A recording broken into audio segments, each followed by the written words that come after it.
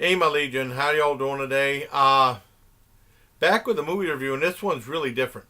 This is the movie. I talked about Tales from the Quad Dead Zone being like the most rarest VHS tape collector's one. It's super hard to find. I never even heard about that movie till like I saw Adjust Your Tracking, which in 2016, 2017. So I've only been learning for a little bit, and then someone a few months back was kind of to upload to YouTube.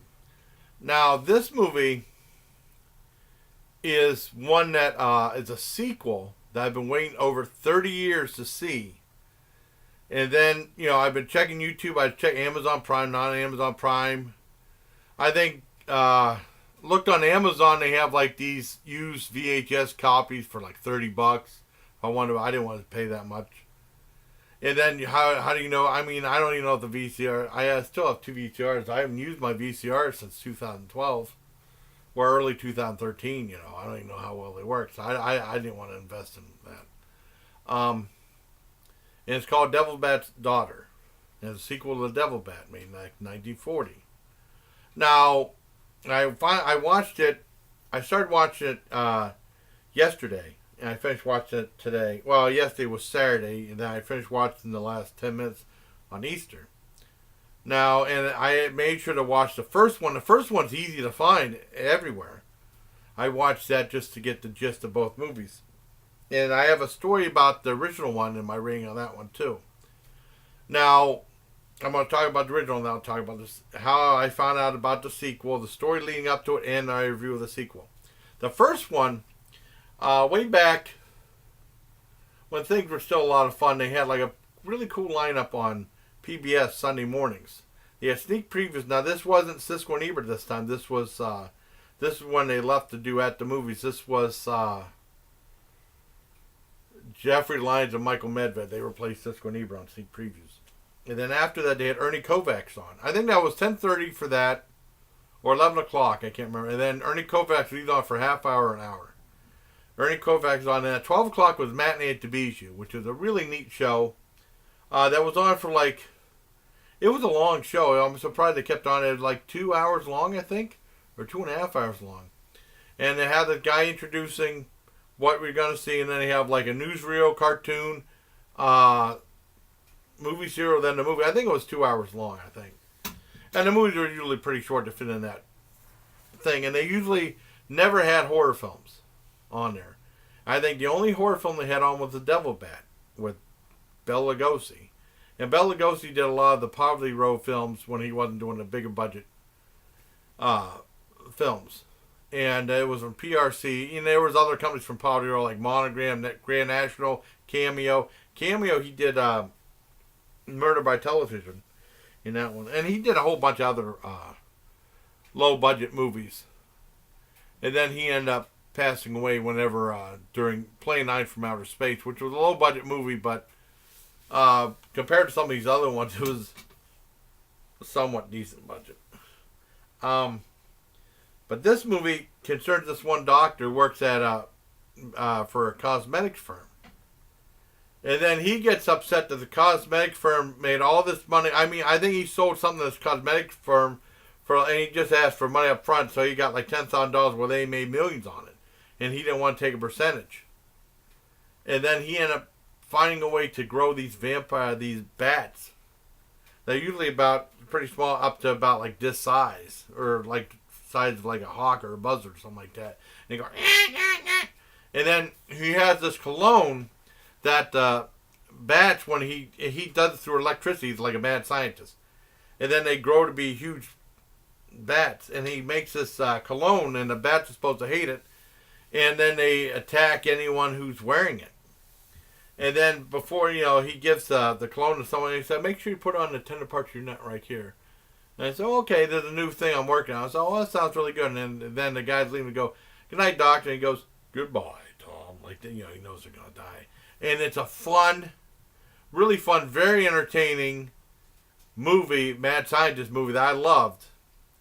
And I saw it back then. I loved it then. And then, in the 90s, when I got out of the Army, there was places that were selling a lot of these public domain movies. I tried to get all the Bela Lugosi ones. Like Ames had Devil Bat for like $3. Out of Hal Roach Studios. I got that. And then McCory's had a whole bunch like, White Zombie, Corpse Vanishes, and stuff like that. And they're all pretty entertaining. And, anyways, I've seen Devil Bat a few times on VHS, and then I saw it again Saturday before seeing Devil's Bat's Daughter.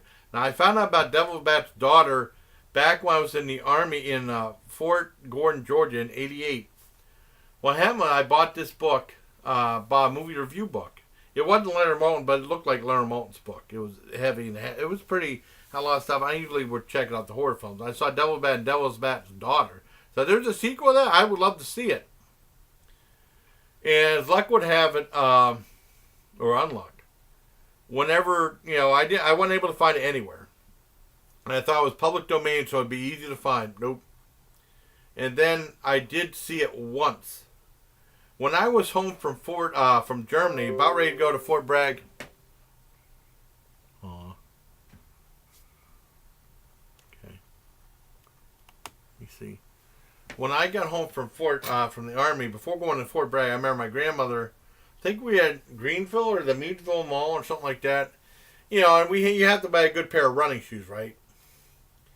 And I was like, yeah, I got my Nike Airs. How much were those? $60. And this is back in '99. And they were like, $60? That's outrageous. You don't need to spend that much on running shoes. You can buy a good pair for a couple bucks. And that's all you need for the Army. So we went to this mall. And I was okay. And there was outside, I think it was a McCoy or something like that. There was like these little thin looking shoes.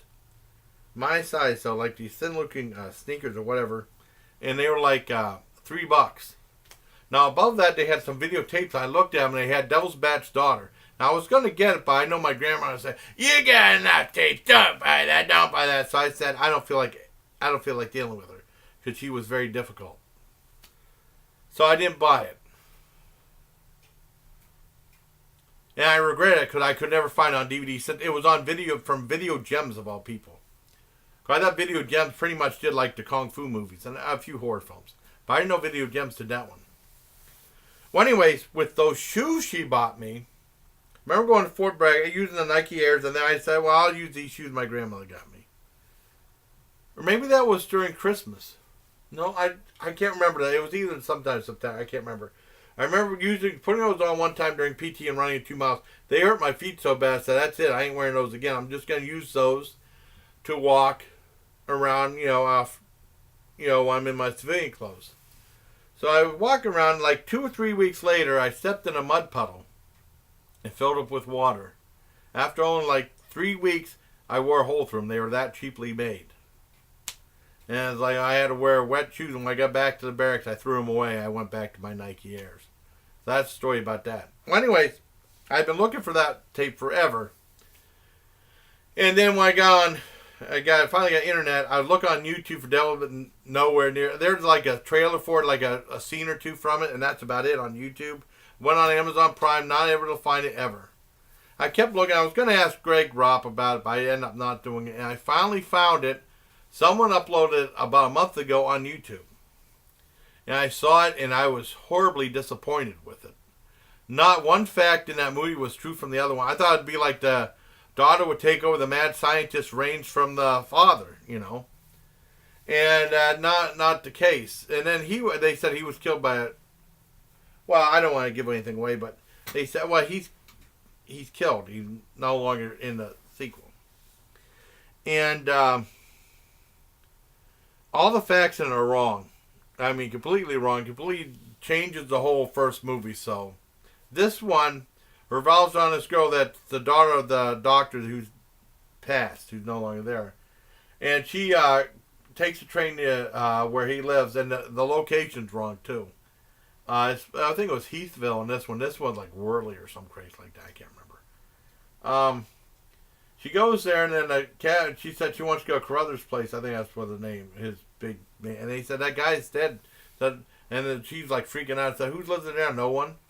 I think something happens, and then they find her passed out in the middle of the road. Some guy's picture, and they put her to the cops. And this is played completely straight. There's some laughably bad scenes in it towards the end. Where the first one is has lots of humor, tongue in cheek, lots of fun. This one is pretty much super serious. You know, they meet her, and the psychiatrist said, "Well, something's going on, man. I mean, I think you're having delusions and stuff."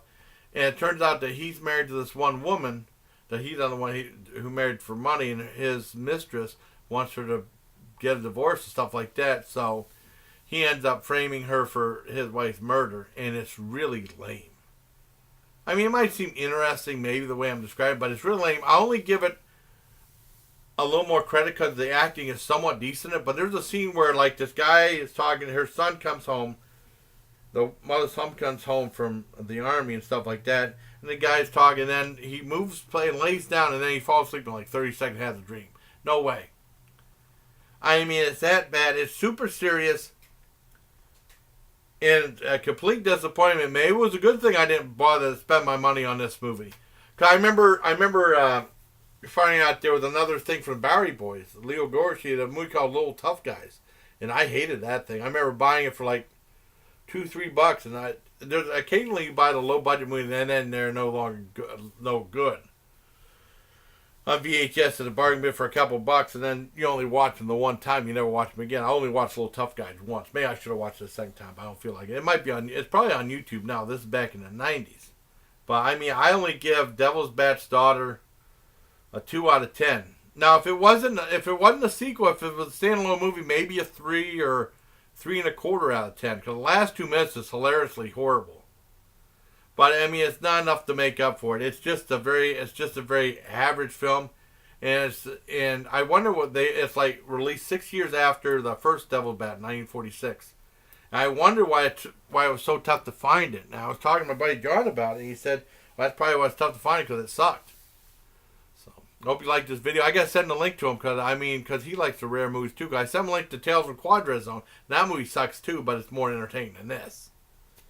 So I hope you liked this video, and everybody, until next time, please, Kim and Leach.